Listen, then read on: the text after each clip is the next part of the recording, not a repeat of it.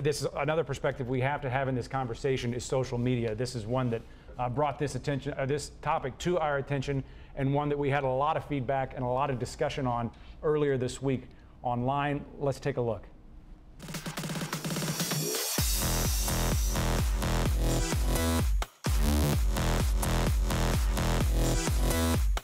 Generally, there are folks who love Uber, hate Uber, or those who have other priorities on their mind besides rideshares.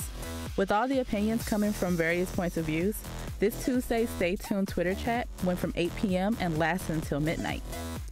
To some, the conflict around Uber has been a cause of concern of how the Metropolitan Taxicab Commission governs.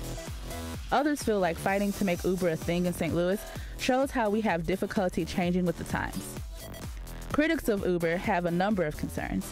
They deny being against advances in tech, but point to the health of our economy and protecting employees.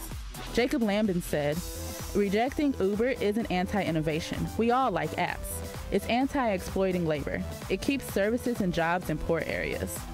Local cab driver Umar Lee combats the notion that cab drivers only cater to the nightlife scene. Restaurateurs chimed in with their opinion that Uber would make for a better experience for their guests. One of the more popular tweets from Tuesday night came from Gerard Kraft, this year's James Beard awardee for Best Chef Midwest.